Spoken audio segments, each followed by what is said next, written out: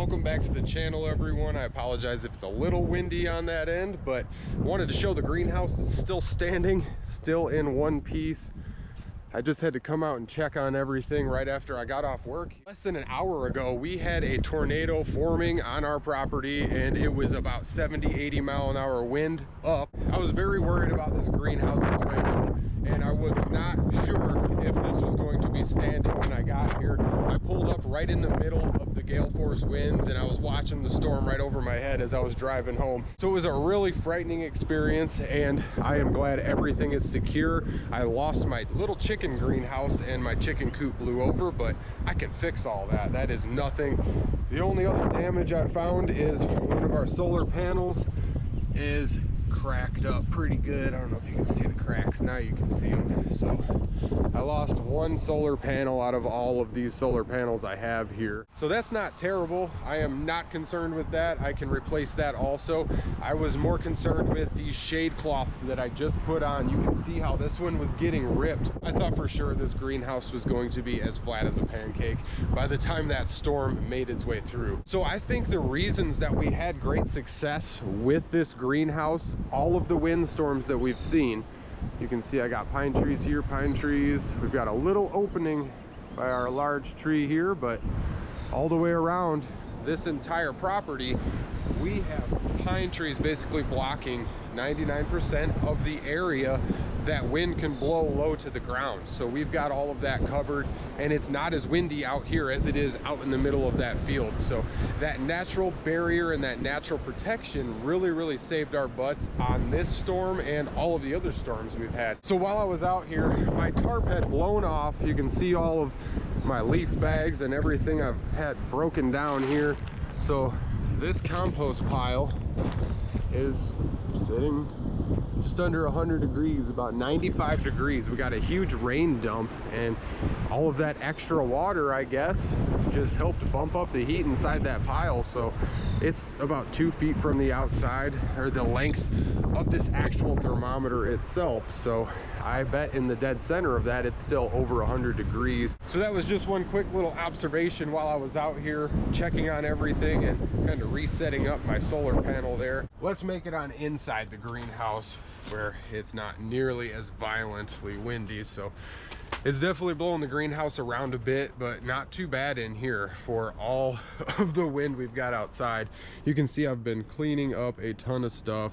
We emptied this steel tank. We are draining our 55-gallon drum, and there's just a whole bunch of work going on and a lot of moving around of essential parts of the greenhouse. So this is kind of the time where everything switches from winter to summer, and like I've got all my market plants and all of that stuff getting ready.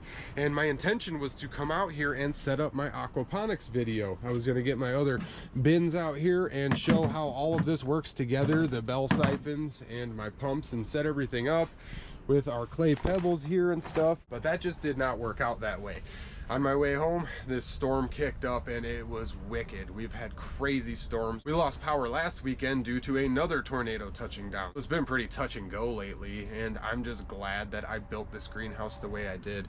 You can see how all of these boards are basically subsurface. You can see how the soil comes up to the boards. There is no way for this wind to get up underneath our actual greenhouse, so it can't actually pick it up. Not to mention we've got a double layer on here. I've added this extra bracing in the center points of each of the greenhouses.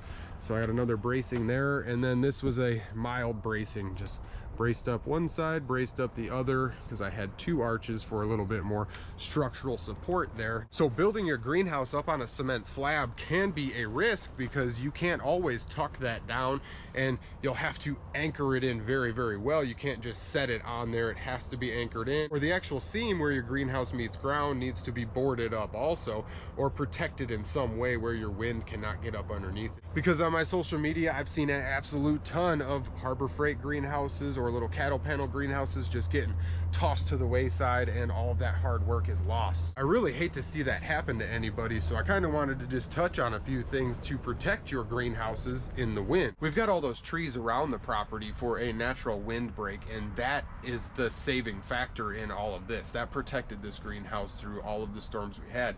So having a natural barrier, even if you have lower shrubs down on the side of your greenhouse, anything is better than just bare ground, because I'm certain if we didn't have all those trees, this greenhouse would have been leveled a long time ago. So the next thing is your foundation and anchoring. If you use a foundation of concrete or gravel or anything like that, you might want to go a little bit subsurface. And that's why I dug this whole greenhouse out. Basically, I had this all tilled up, and I came through and I put all the boards in and basically built the subframe, just the frame all the way around. I had put this kit together, and everything is secured together, metal and wood. So we have a very heavy but solid structure that is anchored into the soil without actually being anchored.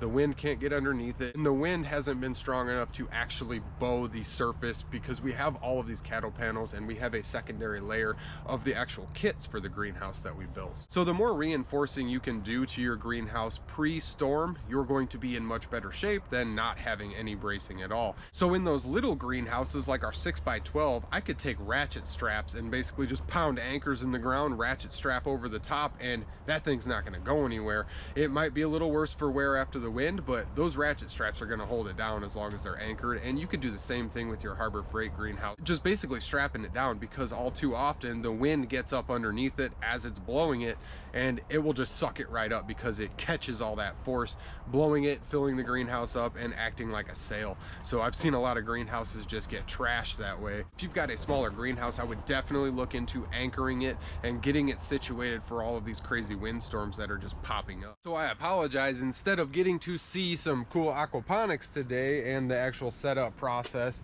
I had to come out here and I've got to go clean up and do a bunch of work getting my chicken greenhouse back together and getting my chicken coop back upright. So I got to get outside and go take care of that stuff. So the aquaponics is going to wait for another day. Be on the lookout for an aquaponics video coming your way. I want to kind of show how to get all of this set up and how to do it easily with solar power.